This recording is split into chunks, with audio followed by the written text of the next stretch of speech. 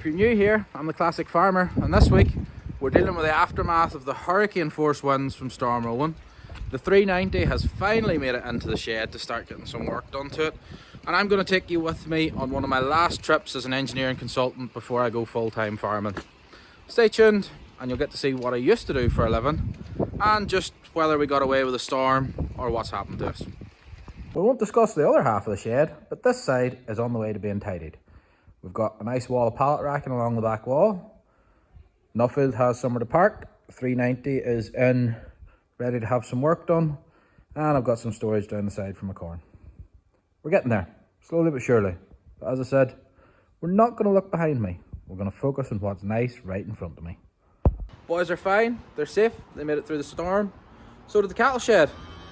A lot of people thought this wouldn't stand, a strong breeze, never mind a hurricane, but no. Cattle shed's still here. That's good. Not so good for some of the other buildings along the farm. We lost one that we put up. When did I put it up? So about 15 years now. It was built out of scaffold and a polytunnel. I mean, it was never a long-term thing, but it came through a lot of storms before this, and we hoped it would have made another one, but we didn't get that lucky this time. So it'll need to come down, and I'll show you it in a little while. I had to bring the girls inside as well. I mean, they're not very happy about it, but at least the wind didn't blow them into the next parish. Well, at least the Mapro kept the container in place, so, I mean, that's always something, right? Well, that's definitely not supposed to be there. Inside the shed looks alright, though. I don't think it's actually cracked the... Oh, maybe it has. Take a better look at that. I think it's just bent the tin a wee bit. I'll go around the back and have a look. Ah, sure, why not? Not just one tree, but 3 trees down on my poor roof. I'm telling you, that wood from the sawmill must be strong if it's holding up them 3. I'm gonna have to get these cut now. A nice pallet racking also fell victim to the storm. Didn't get a chance to bolt it down, but I've got no choice now but to put it back up and get some bolts in it. And lost quite a few slates off the roof of the old barn here. Both sides got it, so we'll have to figure out what we're going to do with the roof of that now too. Luckily, this old round roofed hay barn, which took the brunt of it, it was hitting this side on. Nothing moved on it. So that's a little win. Doesn't look too bad, does it?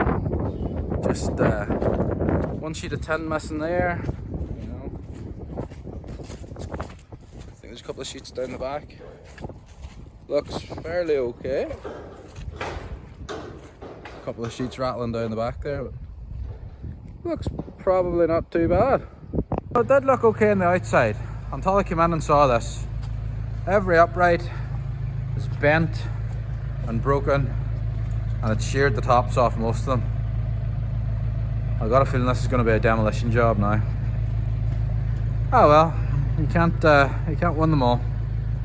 On the subject of a loader, lots of people gave me suggestions last week on the headstock they thought was on this. I've checked a couple of them out, so it's definitely not a Euro 3 going by the dimensions. I couldn't find the Tanko dimensions, but I think the closest it seems to be is a faucet or a facet loader or faux loader. The measurement is from that hook to this hook, 920 millimeters. This top bar is 40 millimeters in diameter, and from the center of the bar to the center of the pin down there is 330 millimeters.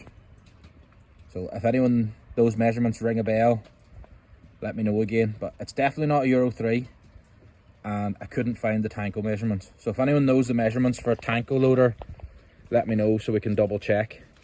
I also couldn't find the exact faucet measurements, but I found one of them, and it said something like 915 mil from hook to hook. That would maybe make sense. So let me know if you know any of those measurements.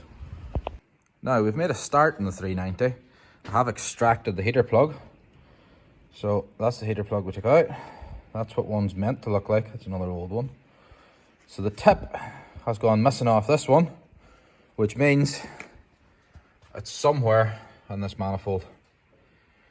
So I'm gonna have to try and take the air box out and fish the tip out with a camera. If I can't fish it out with a camera, probably gonna have to take that manifold off there and try and get it out. I don't think it'll do any damage. I mean, it could rattle about in there for years. The intakes are all up high, so it'll just lie in the bottom of the manifold. But it is better to take it out. So we're gonna do that. Got a look at the starter just yet. I have made a list of stuff I need to fix the back window. Latches and bits and pieces. So the plan is Monday morning, come out here, finish up what list of stuff I need, and head off to the local tractor parts supply and see what they've got in stock or what they can get for me to hopefully leave this thing starting proper and weather tight with new doors and a window. That'll be so much nicer when I get everything sealed up. Me for one of my last trips as an engineering consultant. It is just gone 3:30 in the morning and I'm about to get in the car to go to the airport after a very broken night of sleep. As usual, now I'm running late and it's going to be a mad dash to clear security and make it to my gate in the next 40 odd minutes.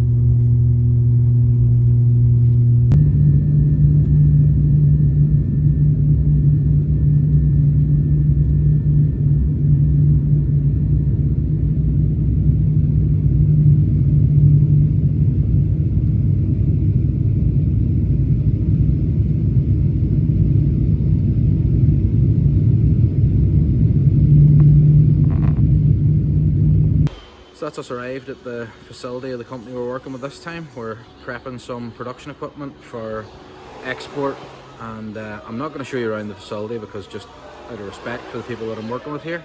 But if you are in need of any food production equipment, let me know, because they're quite a big supplier of production equipment throughout the UK and worldwide.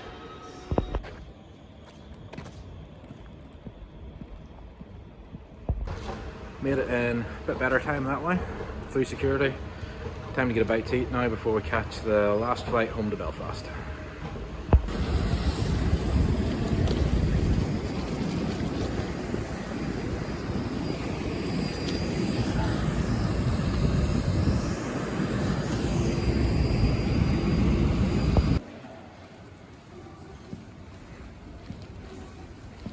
Now coming up on 1 o'clock in the morning, nearly 48 hours later.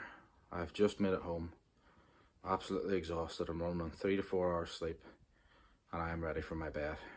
I am not going to miss the exhaustion of these trips, and I'm looking forward to spending more time at home doing some farming and only having to go out on an emergency to keep any sort of customers that have been good to me over the years going until they can find someone else to take over. Well, there you go. That's how the storm hit us. That's what I used to do for a living before deciding to come back and go farming, and that's how I'm getting on with this thing so far.